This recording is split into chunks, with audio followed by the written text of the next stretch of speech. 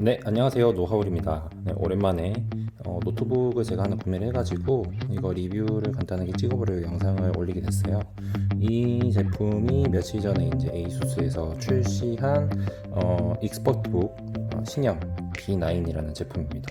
제가 이 제품을 사게 된 그 루트에 대해서 간단하게 얘기를 드리면, 저는 노트북을 자주 휴대를 해야 되는 입장에서 1kg 언더에서 뭔가 하나 딱 정착해서 쓰고 싶은 노트북이 있으면 좋겠다라는 생각을 했어요. 그래서 1kg 언더에서 좀 휴대성이 좋고 포트 구성이 잘 되어 있고 키감이라든지 그런 것들이 크게 벗어나지 않는 노트북들을 찾다 보니까 여러 가지 제품들을 제가 써봤는데, 썬더볼트 단자가 굉장히 중요하다고 생각했어요. 왜냐면 어떤 고화질의 디스플레이라든가 아니면은 그 eGPU를 통한 고사양 그래픽카드를 장착을 할 수 있는 그런 단자가 있는 거기 때문에, 그러면서도 휴대성을 손해보지 않는 그런 제품을 제가 찾기를 원했습니다. 그래서 제가 1kg 이하로 무게를 놓고 썬더볼트 단자를 가지고 있는 노트북이 어떤 것이 있는지 제가 찾아보니까, 갤럭시북 이온 13인치 모델, HP 드래곤플라이, LG 그램 2020 버전 14인치 모델, 이렇게 총 3가지가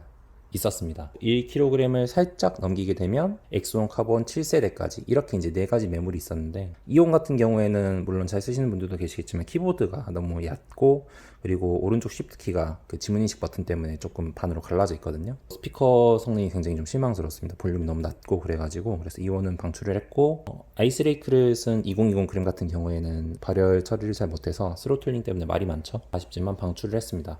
더불어 그 두 제품들은 전용 충전 단자를 사용했어요. 그래서 썬더볼트 단자가 하나만 존재했기 때문에 요즘에 PD 충전기를 많이 들고 다니시죠. 핸드폰이라든지 휴대용 이어폰 같은 것들이 C타입을 통해서 충전이 많이 되기 때문에, 그 PD 충전기 작은 거 하나만 들고 다니면은 노트북까지 다 충전을 하고 싶어 하는 분들이 되게 많은데, 썬더볼트 단자가 하나밖에 없는 경우에는 충전을 그쪽으로 했을 경우에는 더 이상 뭘 꼽을 수 있는 구멍이 없다라고 생각을 했죠. 일단은 국내 그 두 제품은 제외를 됐고, HP 드래곤플라이 같은 경우에는 굉장히 제가 만족을 하면서 꽤 오랫동안 썼던 노트북입니다.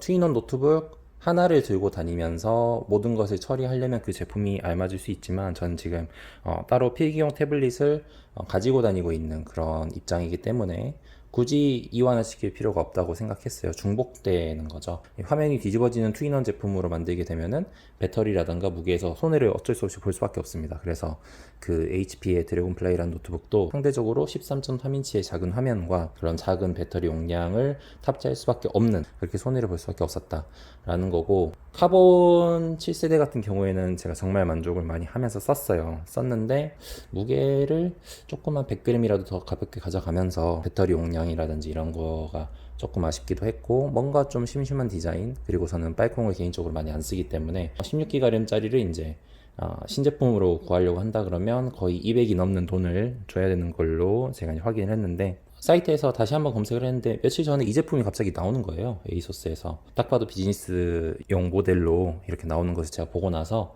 이거 되게 궁금하다 라고 해서 봤는데, 가격이 상당히 괜찮았습니다. i5 10세대 쿼드코어 쿠멜레이크 10210U가 들어가 있고, NVMe SSD 512GB, 그리고 16GB 듀얼 채널 램이 구성되어 있고요. 14인치 논글레어 FHD 패널이 들어가 있고요. sRGB 100% 괜찮은 패널입니다. 무게가 980g대 정도 되거든요. 그럼에도 불구하고 배터리 용량이 굉장히 큰 게 들어가 있습니다. 그래서 얘가 싱크패드 7세대 같은 경우에는 카본이 51Wh 배터리를 탑재한 것에 반면에, 이 친구 같은 경우에는 66Wh의 배터리를 탑재해서 더 배터리 시간이 오래감에도 불구하고 100g이 더 가볍고, 액정 크기도 손해보지 않는 똑같은 14인치 에다가 베젤이 정말 얇아서 이 노트북이 거의 13인치 크기가 나와요. 그래서 이거 한번 사볼만 하겠다라고 이제 가격을 체크를 한 순간, 출시 행사로 24만원 가량 그 할인 중복 쿠폰을 다 활용을 했더니 137만원 정도의 이 사양을 구매한 것 같아요. 가격이 되게 괜찮죠. 신품 기준으로 그럴 정도의 가격이 형성되어 있고, 일단은 많은 분들이 외관을 좀 자세하게 본 적이 없으실 것 같아서 외관부터 일단 보여드릴게요. 일단 상판을 보시면 이게 마그네슘이랑 리튬 합금을 이용했어요. 대부분 이제 마그네슘이랑 알루미늄 합금을 이용한 노트북들이 대부분인데, 그 조합보다도 리튬을 섞어주게 되면 훨씬 더 가벼워진다고 하더라고요. 그래서 알루미늄만 쓴 노트북 대비해서 44% 무게 절감 효과가 있다고 에이수스에서 말을 하고 있습니다.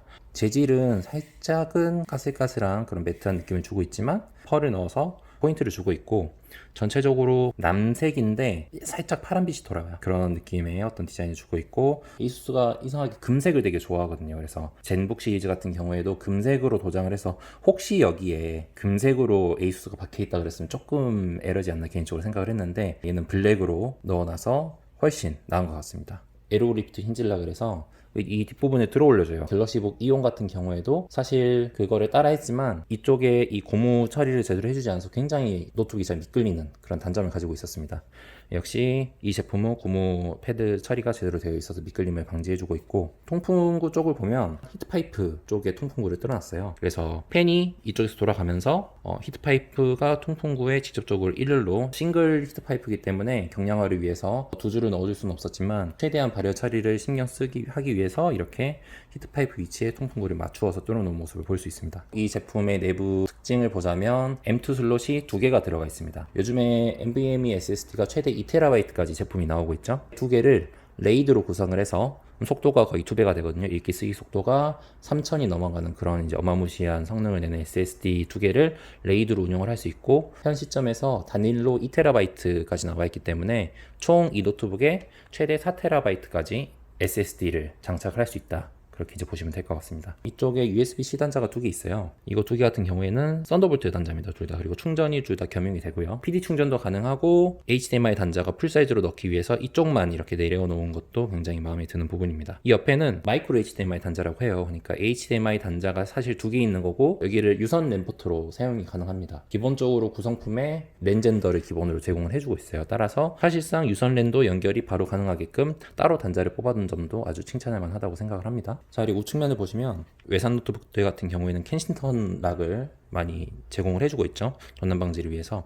그리고 풀사이즈 USB 포트가 하나만 있는 점이 조금 아쉽긴 해요. 왜냐면 아직은 이거가 두 개 이상 있는 거를 많이 선호하시는 분들이 많고, 그걸 원하신다 그러면 카본 제품 같은 경우에는 똑같은 포트 구성에 풀사이즈 USB 포트가 두 개가 들어가 있으니 그걸로 가시는 게 더 나을 것 같습니다. 이어폰 단자 있고, 여기 밑에 하얀색으로 바가 하나 있거든요. 이 바 같은 경우에는 기본적으로는 배터리가 이제 완충이 되는지, 완충에 가까워지면 녹색으로 변합니다. 그런 LED 등이기도 하지만, 또 하나는 아마존에서 만든 그 알렉사라는 인공지능 음성 인식 기술 연동을 하는 그런 LED 등이라고 해요. 근데 이제 아직 우리나라에서 한국어를 지원을 안 하는 걸로 제가 알고 있어서 써보지는 못했습니다. 일단은 외관은 그 정도면 된 것 같고, 한번 이제 상판 개봉을 해볼게요.